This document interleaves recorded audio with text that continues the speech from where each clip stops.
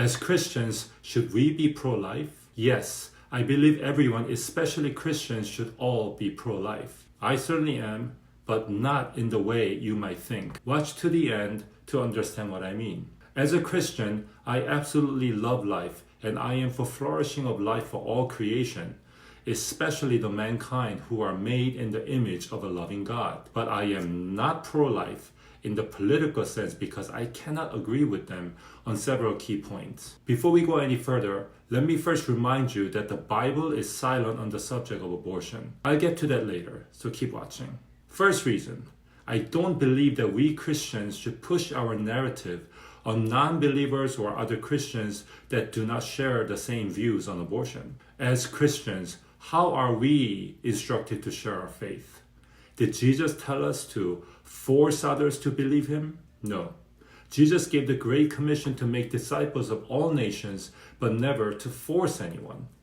We are to preach the gospel and win people over to Jesus through the lives that we lead that exemplify his love for all of us sinners. In fact, Jesus taught his 12 disciples to spread the gospel, but to shake it off when the visiting household do not believe. Misguided zeal for Jesus resulted in countless violent actions by Christians throughout the history, such as the Crusades, where Christians committed brutal murders against Muslims and even Jews, all in God's name. This was total sin, and God never asked them to do such a horrific thing.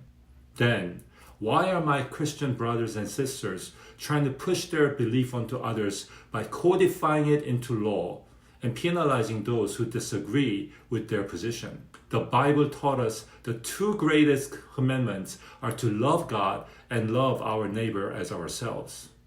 I cannot, in my God-fearing conscience, believe that forcing others this way is a way to love them. Second, there are crucial factors that drive some women to abortion.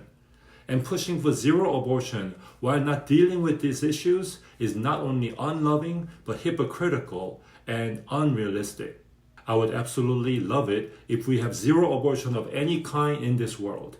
But unfortunately, we live in a fallen world where injustice runs rampant, and people sometimes make this gut-wrenching decision. Let's first be clear. I do not believe any women out there are relishing their time to go and abort their babies. Like literally, nobody does that.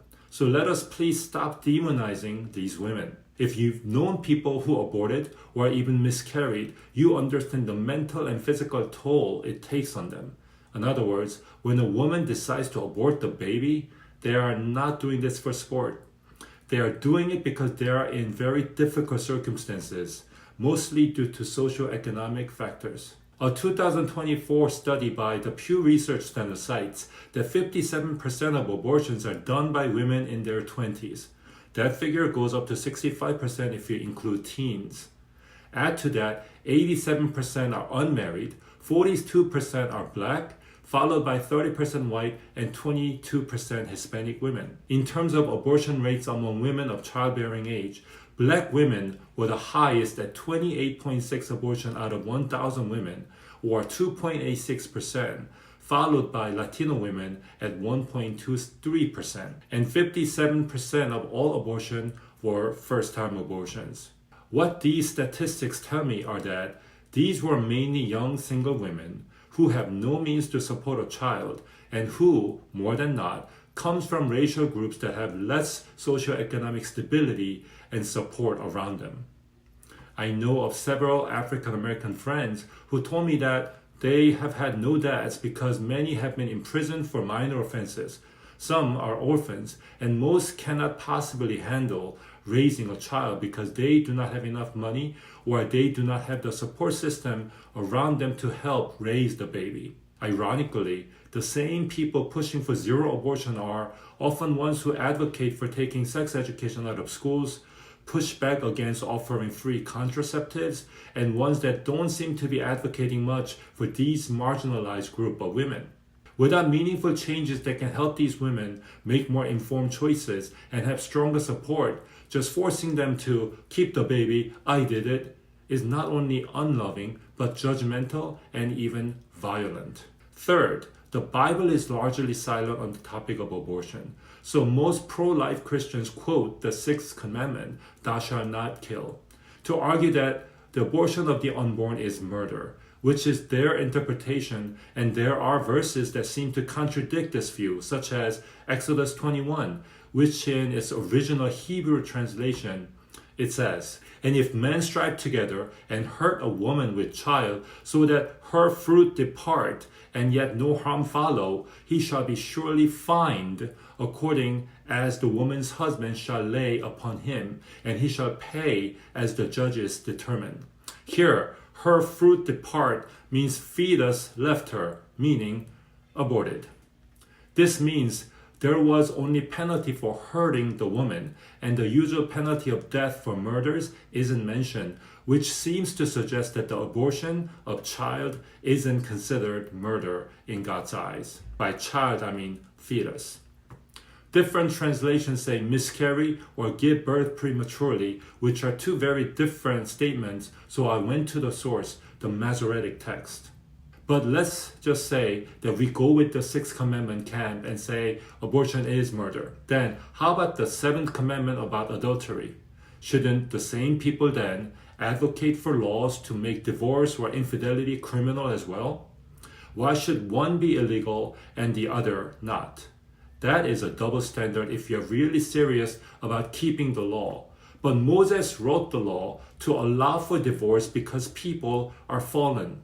And God is a God who knows our fallen nature and is yet willing to forgive. Shouldn't we then also extend the same kind of grace to those who go through abortion as we do to those who go through divorce or commit adultery? When we read the Bible deeply, we understand that it is a book summarizing God's redemptive love for us sinners. The commandment is a foreshadowing of God's perfect kingdom to come under our Lord Jesus Christ, and it is designed to lead us to a holy life as Christians. But when we all as sinners try to make one sin more grave than the other, when God did not tell us a clear judgment on the topic, to me, that is arrogance and missing the greater point of trying to understand each other through love and compassion.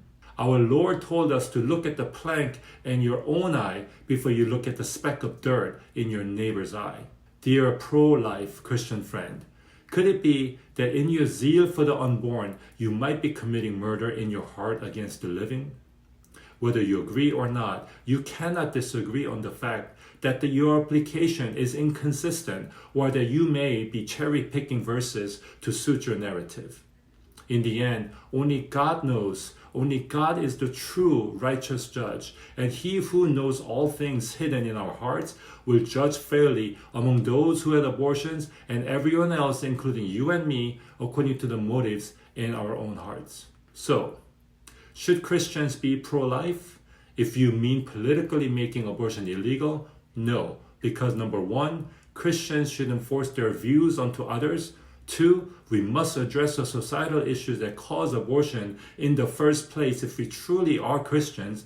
And third and last, Bible doesn't offer direction on the matter and we can't force our interpretations onto others.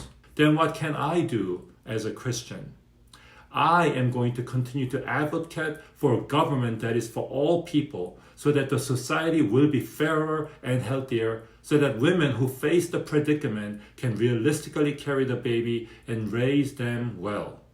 But I believe they should also make their own choices in front of their God, free from government telling them what to do.